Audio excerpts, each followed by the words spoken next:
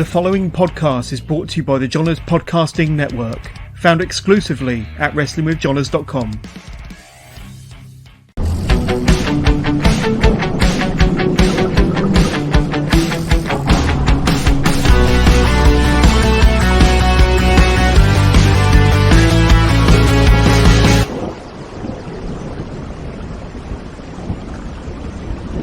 Hello and welcome to the latest episode of Wrestling with Johners Live, part of the Johners Podcasting Network. And today, this is episode 222. Can you believe it? 222. And yes, this is not the 2nd of February 2022, but episode 222. And today, I've got none other. The man who's wrestled on 7 continents at the same time and has been the Pan-Arabian champion for over 20 years, ladies and gentlemen. The tales of this man are legendary, and we'll be speaking to him about many of these over the course of this interview. Ladies and gentlemen, may I introduce to you Sunset Skip. So Skip, how are you doing? And thank you for coming on the show. Juicy Johners, it's an absolute pleasure. Thank you so much for having me. 222 shows, and coincidentally, Sunset Skip through 222 dudes out of one ring in one night. So it's great that these numbers correlate just so well. Oh, indeed. And I'm thrilled to be speaking to you. This has been a long time in the making. The last time we saw one another was back in November last year. You was involved in that huge 6-man number 1 contenders match. I don't know if you remember it. I certainly do. You was in there with some big old dudes. A hell of a match, hell of an occasion. Really, really hot crowd in the Venom nightclub in Westbury, which is my hometown. Not my local nightclub, by the way, but certainly my hometown. Think back to that night. It was a hell of a night. The crowd were hot, a great occasion, a fantastic 6-man, which you were a part of, and we got to meet and you coined the nickname Juicy Johners all in the same night. So tell us about that night in November. Well, as you said, there was so much going on. So there was that wonderful 6-man multi-man match, and ordinarily multi-man matches just aren't my bag. But this one, everything just absolutely just clicked. Incredible opponents. I got to step in the ring with Jody Fleisch, somebody that I've admired for as long as I've wrestled. Still the best high flyer in the world as far as I'm concerned. There was international talent from France with Kamux, I believe his name was, and there was Shane Saber from Canada, and there's a couple of other big dudes in there with me to slap some meat. So it was very much a smorgasbord of wrestling. So there was all sorts going on. And then, as you said, Juicy Johners, we coined that by when we did our backstage interview. It was straight after he said, Skip, let's talk. And I went, hold on a minute, Johners, let me get some water. Had some water, and then we had a little post-match debrief. Oh, we did. It was so much fun and great to see you in the flesh. But for anybody watching or listening at home, watching us live on YouTube, on Facebook Live or Twitch, and you want to send us your questions in for Sunset Skip, you can do. Just enter your questions into your chosen device. They'll ping through to us, and we'll do our best to answer every single question live on air with the legendary Sunset Skip. But Skip, I've got to ask you, UBW, you had a couple of amazing matches for them last year. One of them was you actually defended your Pan-Arabian Championship against none other than RJ Singh, a title, as I mentioned in the intro, that you've held for over 20 years, Skip. Tell us about that match, because it's a title that you still hold dear to your heart today. I don't think you'll ever be beaten for it, but a really tough match against RJ Singh, a really tough match. Absolutely. I mean, like I said, you can put RJ in that same category that I just said about Jody Fleisch. One of the best in the country, one of the best in Europe. RJ, what he doesn't know isn't worth knowing. I'm very fortunate enough to call RJ a good friend outside of the ring, but in the ring, truly one of the best opponents that you could step in the ring with. You know, he, as I've said, what he doesn't know isn't worth knowing. He's genuinely one of the absolute top guys in the country. And if you just look how busy he's going to be for 2022, it's great that he's finally getting his roses. So it was brilliant to step in the ring with RJ to put on an absolute killer match. You know, I'm quite critical about what I do. You know, I'll always look back and think, oh, you know, I could have performed a little better. This would have worked better. But this match, everything went absolutely right. We had the crowd absolutely in the palm of our hands. So we killed it on the night. Yeah, and we spoke a little bit off air, Skip, and you mentioned Mm. that you're currently out with an injury due to make Yes, your expected return very, very soon. yes, Tell me indeed. a little bit about the injury. How did it occur? And how's the recovery going? So recovery's going really well. It's a MCL injury to my knee and Ooh. ankle ligament damage as well at the same time. It was, I'd love to say it was caused by the opponent. I was in a match with Hustle Malone, and unfortunately, midway through executing a spinning power bomb, dragged my foot behind me on the canvas, and my body weight went one way, my knee went the other. So looking back, I saw the footage just a week or so back, and I'm quite fortunate that it was just some kind of light damage to the MCL and ankle ligaments rather than it being a tear or a break, because the way my leg just went boom looked really bad. So it's the recovery's coming along. Initially, I was told 6 to 8 weeks recovery. I'm now, what is it, about 10 weeks post injury, so starting to kind of really get back into testing it. So the first test's next weekend for United Wrestling in Oxford. So it'll be good to see just how ready I am. So, and I believe it might even be for some sort of contendership. I think it might be a number one contendership qualifiers match. So I'm excited for that. Oh, indeed, indeed. And we spoke briefly about UBW and your match with Mm. RJ Singh. And I think the match you alluded to there with Hustle Malone was possibly UBW's last show of the year in December Yes. 2021. But you've had an amazing career with UBW, haven't you? They're kind of based in Bedfordshire. And you've been, I mean, you've been there since day one, but over nine Yes. years, coming up 10 years now. And if I'm not mistaken, I Yeah. believe that you were there, you're their very first British heavyweight champions. So tell us about Absolutely. your kind of relationship and your journey with UBW over the years and what they mean to you.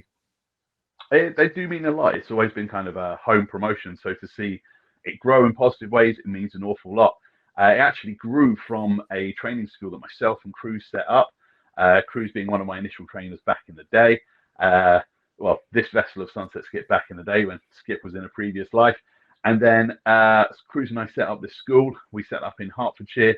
And then a year or so later, Ash came on board. And then around the same sort of time, the management of UBW, Justin and a fellow named Rob, they decided they wanted to run a show. So they came to us with the idea, said, we want to do this. And the way they talked about it, we seemed okay, seen and heard this all before, but they had so many great ideas. The first show happened. We had a wonderful tournament where there was myself taking on the now sadly retired, but he was incredible wrestler by the name of Ultra Mark Massa. Brilliant heavyweight, hard hitter. He would have absolutely kind of been tearing it up now should he have continued. And Cruz took on Johnny Kidd in the semi-final match. Cruz and I met in the finals.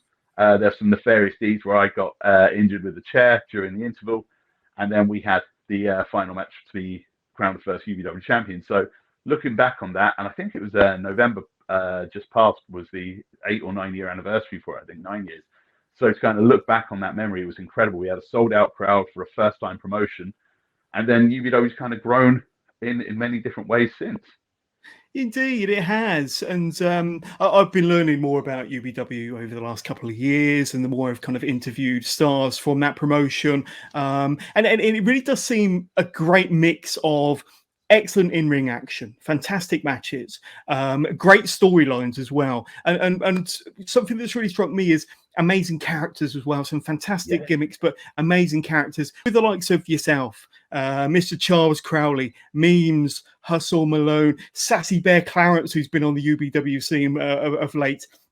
So, it really does kind of have a perfect mix for wrestling fans out there that want the action, that want the storylines, and those that enjoy the characters, doesn't it?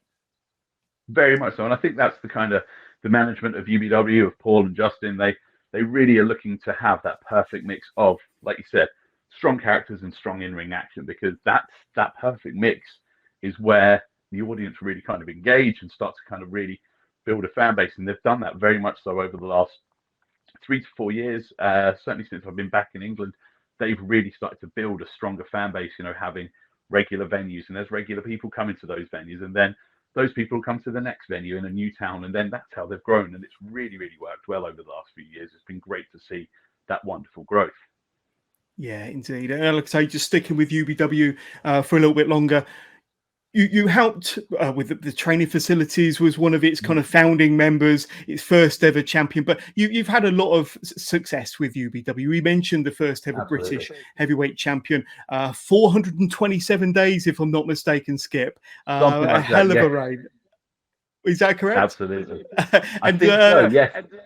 three-time think it was- UBW Infinity champion as well. So Yes. that's a pretty decent run with the company, and a lot of success there for yourself. Definitely. It's been great to kind of have these incredible positions and do that. Also, holding the tag team championship, which I think, again, adding to the Sunset Skip records, I think I'm the shortest reigning tag team champion. Oh, well, I in wasn't going to UBW mention history. that, but Well, you've got to take the rough with the smooth. You know, if you win, you know that loss might come eventually. exactly. So I think it was a sub 1 hour tag team championship reign. But it's still in the history actually, books. no. Yeah, I mean, it still counts. So it's you know, there's an asterisk next to it, but you know, it still maintains the record. Absolutely. Well, I can't wait to take a deep dive into your career, the Sunset Skip character, some of your famous matches. But we've got to throw a quick plug to our sponsors, Skip. So 1310 Apparel, who are the fantastic sponsors of not only this podcast, Wrestling with Johners, but the Johners Podcasting Network. And if you go over to their store at WrestleMerch Central, you can see their exclusive hardcore range of apparel there, their Lucha range of apparel, and their more traditional 1310 and Four Corners apparel. They do sponsor, besides the Wrestling with Johners podcast, some well-known international wrestling talent such as Heidi Katrina, Northwest Strong's Chris Ridgway. And if you go over to their WrestleMerch Central store or their Big Cartel store, you can see the exclusive Heidi Katrina shirt there. Now, as a listener or a viewer of the Wrestling with Johners podcast, you can take advantage of our deal with 1310 Apparel by going to their WrestleMerch Central store at 1310.merch.global. That's their WrestleMerch Central store. Just search 1310 and at checkout, use the discount code 1310WMC. That's 1310WMC to get yourself 10% off at checkout at their global store, WrestleMerch Central. Take advantage of that offer now. Skip, it's back over to us. So tell me a little bit about yourself and your wrestling fandom. So back when obviously you're a big Skip now, but when you was a little Skip, what was it about pro wrestling that kind of drew you in, pulled you in as a fan, and made you fall in love with this great sport? Well, one of my first vivid memories, let's actually use words, Big Skipski, is watching wrestling with my granddad. I must have been about 9 years old and staying over watching it with them. And I remember quite distinctly, it was Hercules beating some jobber. And I thought, this is incredible. What is going on? This big dude's just wailing on this kind of skinny little fella. And I thought, okay, this is pretty cool. So I kind of got into wrestling, huge as, you know, the time was, that late 80s, early 90s period. Guys like Hulk Hogan, Ultimate Warrior, Sid Justice, Macho Man. And then what really kind of hooked me was around, I think it was 91, 92. I was at a friend's house and it was a WCW pay-per-view. It was Brian Pillman and Jushin Liger. I remember and it very well. just blew, Super Brawl 92, if I remember rightly. Yeah. And it was this superhero in Liger taking on this, you know, absolute Adonis Brian Pillman, doing stuff that I'd never seen. I've been watching wrestling for a couple of years up until that point. But just seeing the stuff they're doing was like, this isn't anything I've ever seen, because WWE at the time was very much my sort of style, you know, kind of big lads mixing it up, kick punch and all that hard-hitting stuff.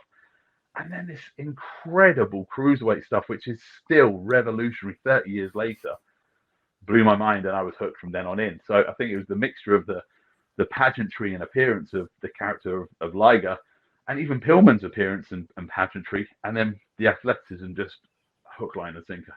Absolutely. And how did your kind of wrestling fandom evolve? When did you kind of get into indie wrestling, and what eventually inspired you to want to become a wrestler yourself? So I think I got back into an interest in indie wrestling in the late 90s, I think, around the time when there was that kind of Attitude Era boom and the internet first started becoming a thing. So I remember looking on wrestling message boards, as they were at the time, and then seeing about some of the top up-and-coming promotions. Of course, ECW was very popular, had a huge online presence. Following that, I mean, this must have been about 2000, there were some of the, at the time, they were viewed as kind of more outlaw companies like XPW and CZW. They were having a growing internet presence, and then Ring of Honor around the same sort of time. So that early 2000s was when I really got into the indie wrestling boom. And I'd always harbored ideas of being a wrestler as a kid. You know, one of those pipe dreams. I wanted to be a transforming fire engine when I was 5, and I still kind of want to be a transforming fire engine to this Who day. wouldn't? I mean, But come on. absolutely, absolutely, you know. And I'd always wanted to be a wrestler. And I thought, you know what? I was about 18, 19 at the time. I thought, you know what? Let's have a look. Let's have a hunt around. And after a bit of searching, so it was a lot more closed back then. You know, nowadays it's very fortunate where probably each county or every other county has got a training school within an hour to it. But then I had to kind of research, find out where was near me, found the closest training schools, and off I went. Am I right in thinking that you did some training fairly early on with Dropkicks? Now, they're a training Absolutely, school that yeah. have developed so many amazing talent from around the UK over the years. But you was involved with that training school once upon a time? Definitely, that's certainly where I cut my teeth. Dropkicks was the first place where I regularly attended. I kind of popped my head into and dipped my toe into a couple of other places beforehand, but Dropkicks was the first place I really settled, and that was under the tutelage of the recently departed late great Frank Reimer and Tony Scalo as well, two British style wrestlers from the World of Sport era who were just absolutely wonderful technicians. And then representing the newer school guys, the new breed, Ash, Curve and Cruz, they were there an awful lot as well. So I had that great kind of mixture of learning from the classic British style and from modern guys who were very heavily influenced by that early 2000s indie scene that was influenced by the kind of Japanese scene of the 90s. Indeed, it really was. And if I'm not mistaken, this year marks your 20th year as a pro wrestler. Is that right, Skip? I believe so. Yes, I think I started training September 2001, give or take, and then my first match, I believe, was November 2002. Yeah. That was where I was cannon fodder in a rumble. So I was a very kind of very different kind of performer to how I was now. I was just kind of a fairly sheepish looking lad in a black vest and shorts and pair of crappy kick pads. So yeah, very different. Take us back to them early days, and take us back to them early days, because in a different life, a different universe, some might say an alternate reality. You were another larger than life personality, weren't you? As rich and famous. Tell us about the first few years in the business and traveling the road, learning the ropes as rich and famous. A lot of hard work, I'm guessing, but also an amazing experience for you back in those days. It definitely was. I mean, I was super lucky. I managed to get a regular gig on the holiday camps working with Johnny Kidd and Blondie Barrett, I think within maybe 6 months of working shows. So I would be kind of traveling with them to holiday camp shows, mainly with Johnny Kidd as he lived in the sort of local area to me. And that would be, I think, a weekly gig throughout summer, Easter holidays. So probably at least 10, 12 weeks of the year, I would be working regular matches with those guys, 2 matches a night and the experience from there was unbelievable. So myself and another wrestler that came through Dropkicks at the same time, a guy by the name of Kid Regis, was a great friend at the time. So he and I spent so much time under the learning tree of Blondie and Johnny. It was unbelievable. It's an experience that you can't buy and you can't replicate unless you're in the ring night after night with people of that caliber. Yeah. And I was going to ask, I mean, like I say, doing double shots some days on the holiday camps, traveling from town to town, or seaside resort to seaside resort, who knows? But who were you kind of traveling the roads with? Who were the veterans that were kind of imparting their knowledge onto you, and showing you the ropes, giving you all these wonderful tips and stories on how to become a pro wrestler? Again, when I first started, I was fortunate enough to travel with Johnny Kidd on a regular basis. We'd have legendary a regular meeting point and then we'd head off to the show. So it'd be myself, Kid Regis, and Johnny Kidd would often be unbelievable. As good as he is in the ring, he's twice as good as a person. He's just an absolute one of a kind guy, one of a kind performer. So and that was great to sit under that learning tree. But then after that, for years, I was very much a bit of a solo wrestler. At the time there weren't too many Hertfordshire-based wrestlers. So over time, and wrestling Johnny Storm were relatively close, but at the time there was very, very few performers in my area. So for a long time, it would be me kind of driving to a meeting point and going on from there, or I'd be kind of flying solo, which was kind of cool. So I didn't mind it. But then a few years later, as the scene kind of expanded back in this sort of real time. Now RJ Singh's a regular travel partner as well. So it's always been a kind of nice mix. Yeah, absolutely. Now we've got to talk about some of the legendary stories of Sunset Skip. First of all, Definitely. as I mentioned at the top of the podcast, Skip, you're the Pan Arabian heavyweight champion of the world, no less, and you've held the championship for over 20 years. You've defended it all over the world, 7 continents, all at the same time. How did you come to win the Pan Arabian Championship? And tell us about the long, illustrious reign of yours to hold it for over 20 years. Well, the first Pan Arabian Championship tournament was a tournament that took place in Beirut, 1994. It was a grueling 128-man single knockout, single day tournament. So to get through that field was unbelievable. You know, it was the very, very best of all wrestlers who took part in the Middle East and from kind of the closer regions. So to survive that grueling 128, I'm not selling it short, 128-man tournament was probably one of the biggest feats of my career. Oh, unbelievable, unbelievable. And some more legends of Sunset Skip. And I do mean kind of legendary tales. You're the man that invented the Sunset Flip. You're the only pro wrestler to have been offered a presidency of the United States. You once wrestled a bear in Montana and reversed a bear hug into a Canadian destroyer for the win. And in 1982, no less, you defeated Nick Bockwinkel and Hulk Hogan in the very same match. Right. And you once powerbombed a skyscraper. Unbelievable feats. And I don't know how one man can kind of do all them amazing things all in one lifetime, but you've achieved it. There's still more Sunset Skip could do. I mean, with all of the kind of talk of sending manned missions to Mars, I would certainly be keen to be the first wrestler to perform on a different planet. I mean, having done 7 continents in a day, what's another planet? I could even make another town on the way back through. So I'd be open for that. So Martian promoters, if you're listening, I'm keen. Oh, 100%, 100%. Let's have a look at some of your legendary opponents then. Certainly in your first 8 or so years in Skip, you've got from your earlier work, you've wrestled and been in the ring with the likes of Chris Travis, Johnny Storm. We've mentioned Johnny Kidd. Not to mention being in the ring and sharing the ring with ECW legends such as Tommy Dreamer, the Sandman in Battle Rules back in them early days. Tell us about some of them, some of your memories of being in the ring with some of them amazing opponents then.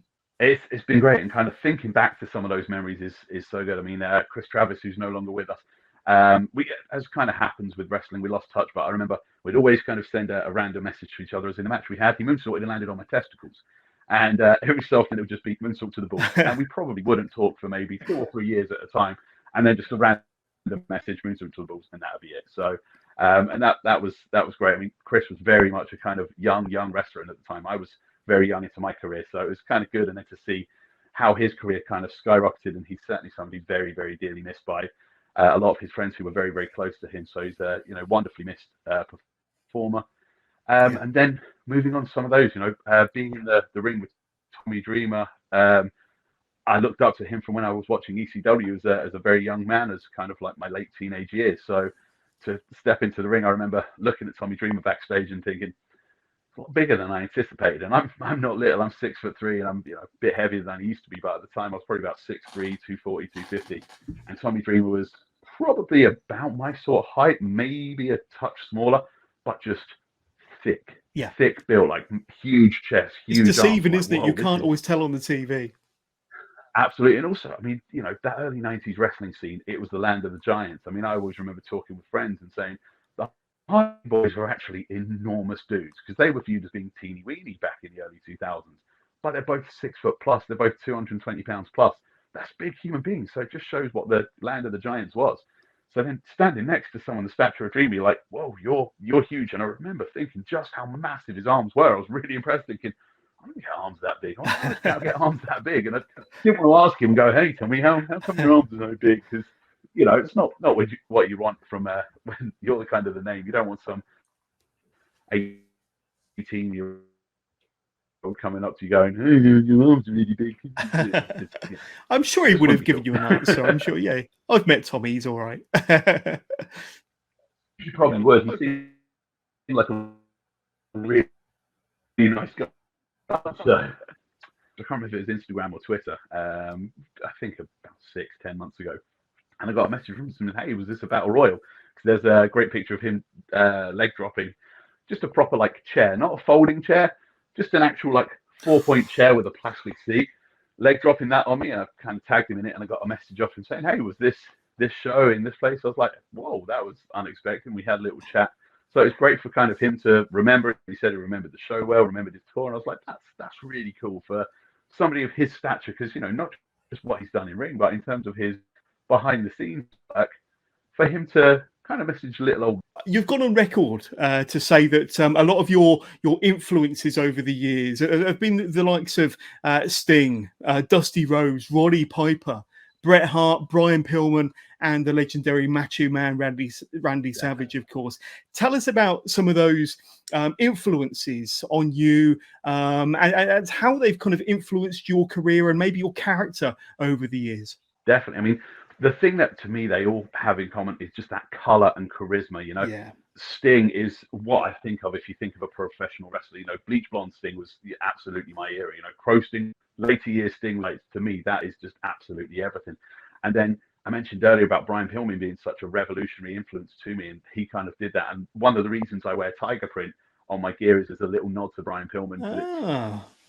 Very interesting. He had such an influence on me in my early fandom, and it's a little kind of subtle homage to somebody I looked up. The Red Ringer T-shirt, very much borrowed from Roddy Piper. His talking is what kind of, it took me until my late years to realize Roddy Piper's talking and promo style is what hooked me on a good promo. Dusty Rhodes' promos were amazing. Hogan's promos were incredible. Flair's promos were incredible. But to me, the greatest talker of all time is Roddy Piper, because his delivery, his way of being, just captivated me in every way possible. He had humor, he had intensity, he had quick wit. Everything was just unbelievably good with Piper's talking. Yeah, absolutely. And I've got to talk about one match in particular. I think you actually brought it to my attention, and I saw it back a couple of times yesterday in preparation for our chat today.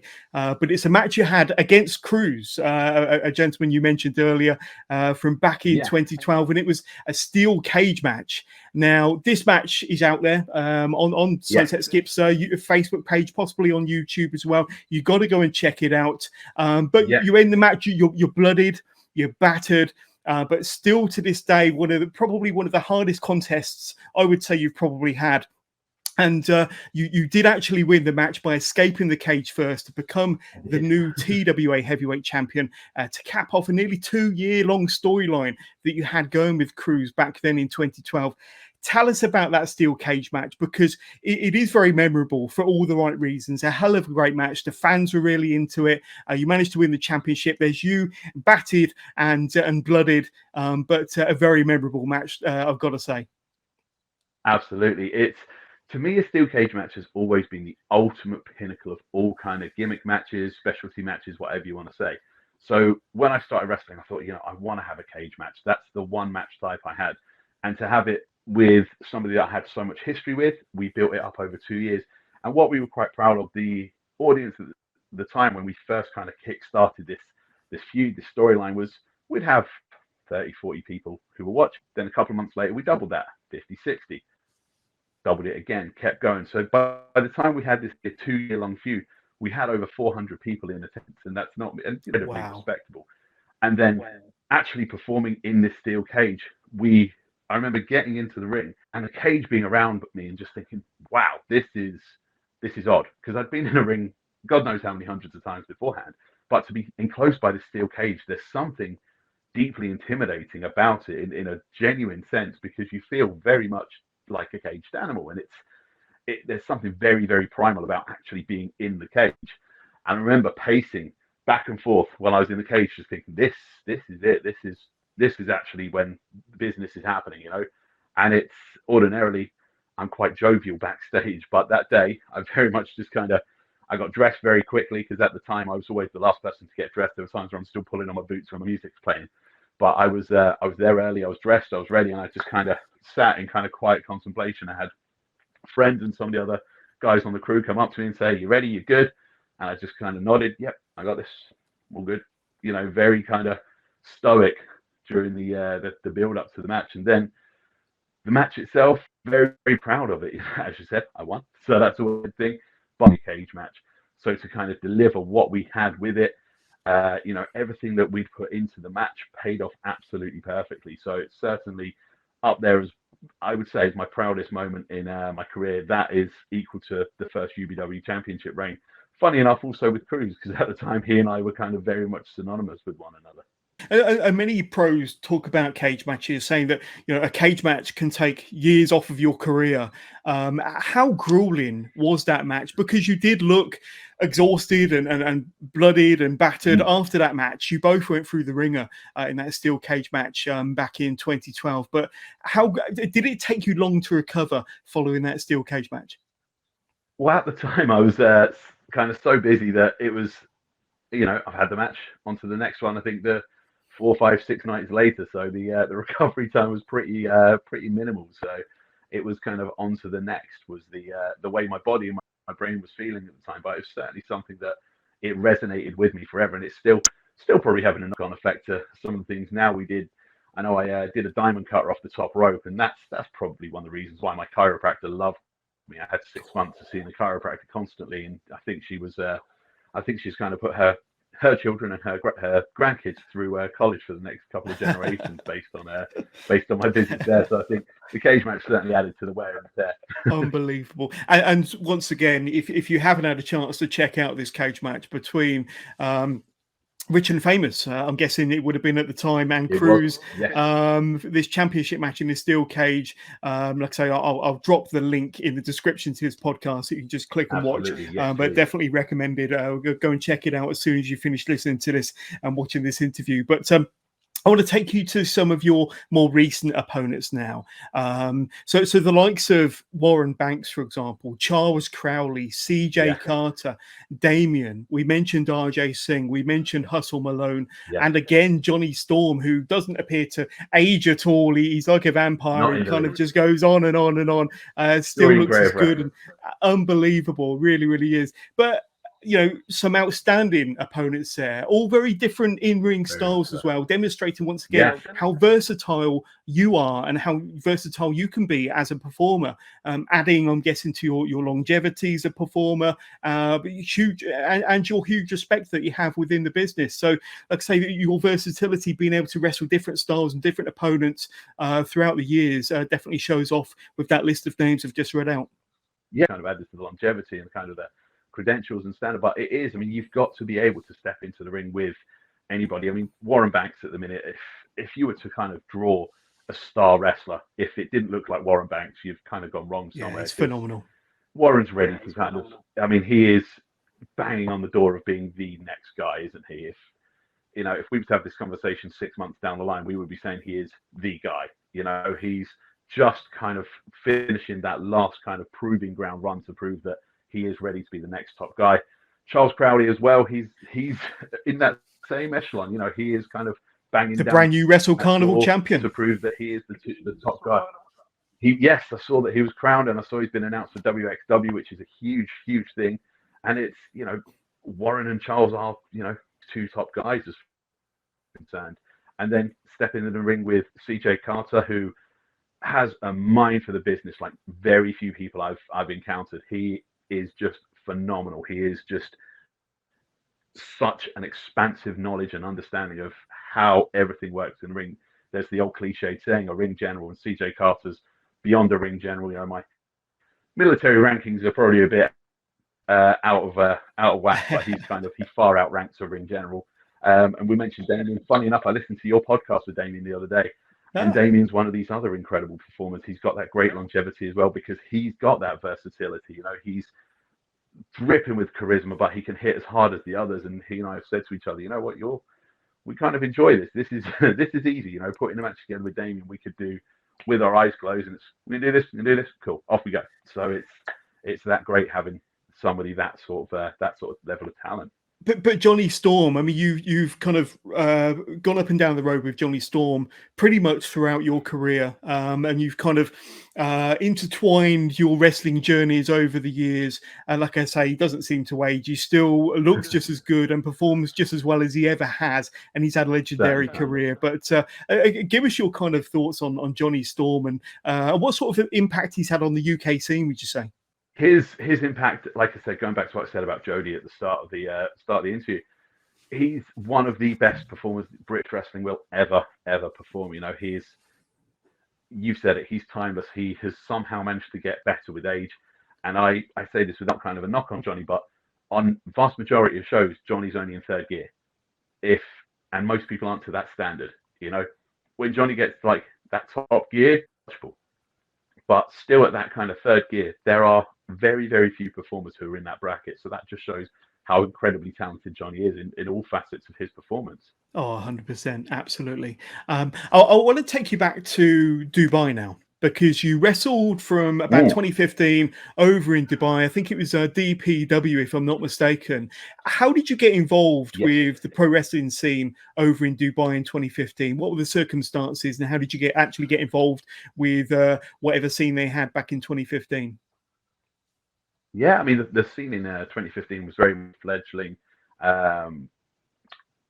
Training-based promotion.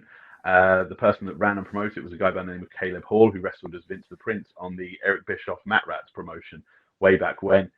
Caleb was then trained by Rip Rogers, moved to Dubai for his day job. And then he kind of built it from there. Funny enough, I saw that you interviewed Jade Amrod, and the Wrestling ME promotion was born from the ashes of DPW. Yeah. So with, I think, Savage Sam and a lot of the other Dubai-based performers like Fayez, they kind of, there's that Phoenix promotion from the original DPW. But I got in contact with DPW and said, hey, I'm a former UK-based wrestler. I'm interested in getting involved with you guys. Got talking with them, and then I appeared on, I think it's their first anniversary show at HM Fitness Center. Great show, wonderful attendance, and then grew from there and had some wonderful performances and performed in some of the most incredible venues that I could imagine. I performed in the World Trade Center in Dubai, which I've recently learned was the first skyscraper in Dubai back in 1990, the early 1990s, I should say, to correct myself.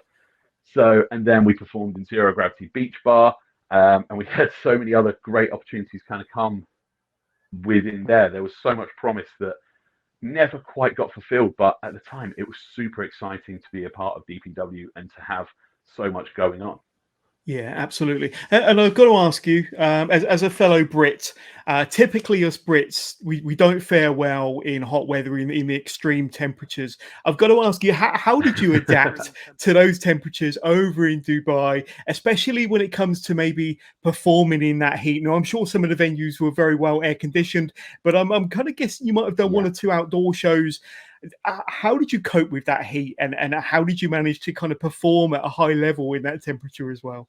Well, like you said, we'd generally be in an air-conditioned building. I mean, the vast majority of the time, you go from air-conditioned building, air-conditioned car, air-conditioned building, because it was, especially in like the summer months, the heat was unbearable. It was knocking on 50 degrees Celsius, so in human temperatures, so that you couldn't do anything. And we, the show that I mentioned that we participated in at Zero Gravity Beach Bar, that was early May, and the temperatures were low to mid 40s. And I think when I went out for my match, it was 42 degrees outside. And at the time, I'm wearing long tights, I'm wearing a singlet, I was wearing a top, I had a long black entrance jacket.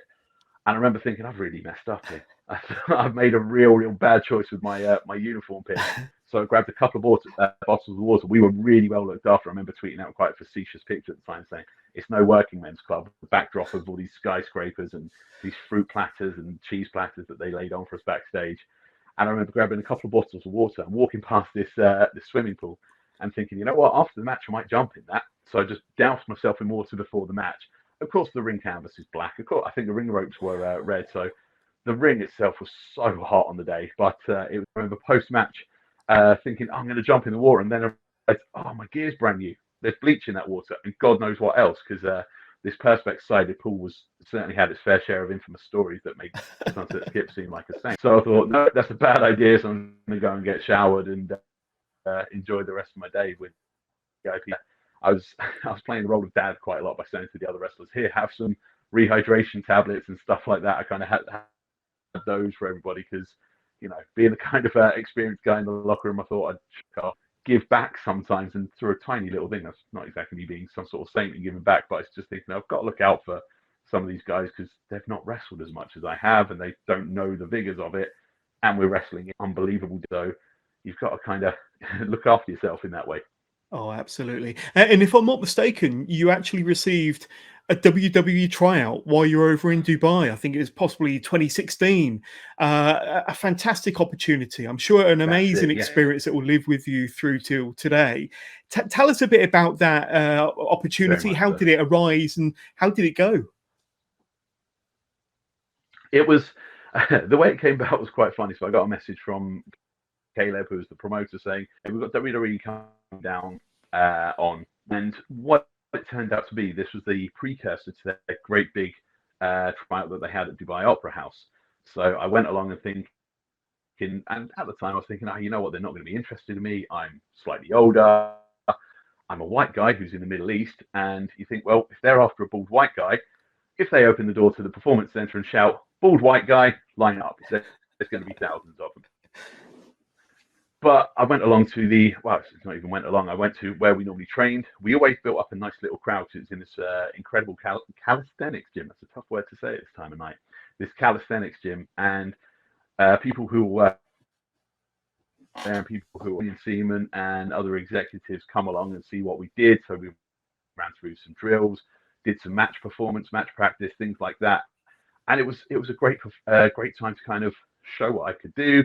I got the crowd rallying behind me, this kind of makeshift crowd that appeared because they saw noise and people fighting in what is essentially a warehouse in Al Quoz. And it was great to do that. And I had the chance to kind of have a brief conversation with Kenyon Seaman. And it was great to kind of exist on that radar for just, a couple of hours that evening. So it was a wonderful opportunity that, in all honesty, I never thought I would achieve. So it was great to have that. And it's certainly something I look back on with immense pride. Oh, absolutely. A real kind of bucket list moment to kind of have that opportunity and to go through that experience, I'm sure. But like I say, obviously while you're over in Dubai, you were seen as a bit of a father figure, looking after a lot of the younger wrestlers. But you've got a bit of a past of coaching and training of your own, haven't you, over here in the UK? You kind of have been involved in and putting a hand in training some pretty big names on the UK scene. Tell us about your kind of time as a coach and as a trainer over here in the UK then, Skip. Yeah, absolutely. I mean, with I mentioned the UBW school that opened in the I think it was mid to late 2011, and over the time, people that have passed through that school include the likes of Stevie Turner in WWE. She came through, she was super talented from the get-go. Wonderful performer, and I cannot take any credit for her success. That was all her own drive, her own motivation. So she has done absolutely incredible to do that. So I'm not the sort of person to go, yep, it's all me, I'm wonderful. No. That was her from the get-go. Her passion, her dedication is what's seen her to kind of be so successful. And then we had some other incredible performers kind of pass through there in different times. Jade started there. I'm trying to think. Most of the UBW roster, of course, kind of passed through there in various different times. One performer in particular who always stood out, he's kind of long since retired, unfortunately, was a guy who wrestled under the name of Sween, one of my early kind of rivals for the UBW Championship, and he was just such a naturally aggressive performer. He was fantastic. So he couldn't remember the names of any wrestling moves. So calling a match with him was some of a nightmare. Okay, what are we going to do? I don't know. The thing, just hit me. That was all we would do, and we'd go out there and just beat the tar out of each other, and we'd absolutely kill it. The town would love it. Yeah, absolutely. And we spoke at length about the steel cage match from 2012 earlier on. But thinking back through your near 20-year career, what are some of the other kind of really standout moments that you're kind of really, really proud of that will kind of live with you for a very long time? There are loads. It's, I mean, I've wanted to take a better record of matches I've had because I didn't for a long time. I didn't kind of keep an accurate record of things, but now I'll always keep a poster from the event and I'll write down on the back of the poster like what I've done, what match I've had. But ones which stand out, especially in kind of recent years, there was the Stand and SmackDown Championship match where it was myself, Damien, Sydney Von England, who's now based in the States, and Charles Crowley. And an incredible match that, we had the audience really, really kind of hook, line, and sinker for it. Great performers to be in the ring with. I mean, Sydney's killing it in America. Damien's an absolutely incredible performer. Charles Crowley. So it's great to kind of have that. Another match I'm immensely proud of because it's keeping up with some of that talent was the match I had with CJ Carter. CJ is the single most underrated performer in the UK, possibly so talented. He's the sort of guy, once you've been in the ring with him, you understand just how good he is. The match with RJ recently as well, and then kind of dialing back a few years beyond, the long series of matches I had with Cruz, I really, really enjoyed. The matches I had with Mark Massa were incredible as well. It's just kind of, I did quite a few matches way back in the day, teaming with Johnny Kidd for Premier Promotion. So there's so much now. I'm kind of thinking back, and I've got immense pride in so many things throughout my career.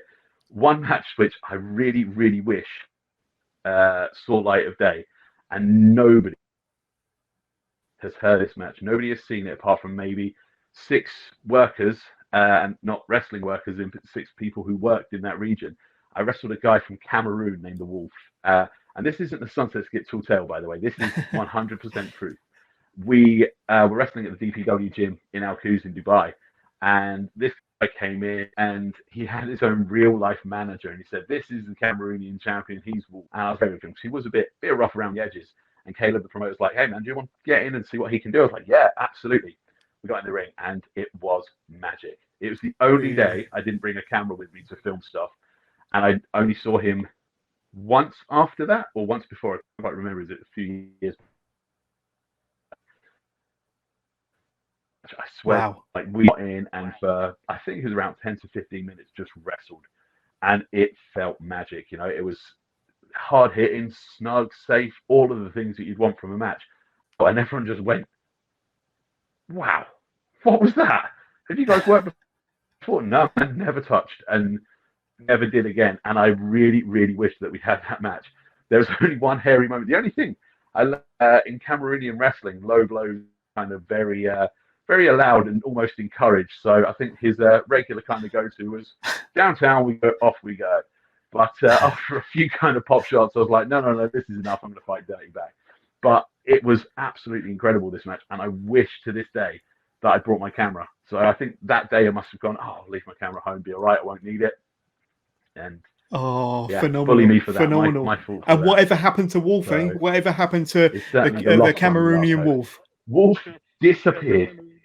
Absolutely, he disappeared off the face of the earth. So whatever he's doing now, Wolf actually, before he disappeared, we got a message. A couple of us were offered a chance to wrestle in Nigeria. Again, this is a story that I've not actually mentioned on any public platform. So I get a message one day saying, "Hey man, do you want to wrestle in Nigeria in the first week of May?" Yes, I do. Tell me when. Like I was like, I'm going to phone my day job right now and say I can't be at work for this week. I'm going to Nigeria, because listening to the Domino and Luke Gallows podcast they did with Cabana years back, I was like, this is what I want to do. And I was so excited, and it got so close to it happening. It was like, okay, it's going to be the first week. Like we got this message like February, say it's going to be first week in May. You got to do this, you got to do that. They'll provide this, they'll provide that. Yes, count me in. I was like, I don't care that work are going to put me in so much trouble. I am doing this. And then it all kind of fizzled out closer to the time, and I was absolutely heartbroken because this match, I mean, the build-up, there's stuff that I can't say that happened in the build-up because it was just ridiculous, and I think it bordered very much so on the very shady side of things, to say the least. But thinking back, this would have been, I mean, this would be one for the book, this experience. So I was really disappointed that never came to fruition. Oh, absolutely. Can't wait for the Sunset Skip book to come out with all the tall tales and legendary stories of pictures. Absolutely. It's going to be fantastic. But before we let you go, there's 2 things I want you to do for us. First of all, for my listeners and viewers out there, throughout your social media. So where can we find out more about Sunset Skip? On Twitter, Facebook, Instagram, if you have one, and get to learn more about you and your career? Find me on Facebook, the Twitter machine, and the Instagram at Find Sunset Skip. It's SUNSETSKIP. Look at that. I can spell at this time of day, so I'm doing really, really well. At Find Sunset Skip, please drop me a message, drop me a follow.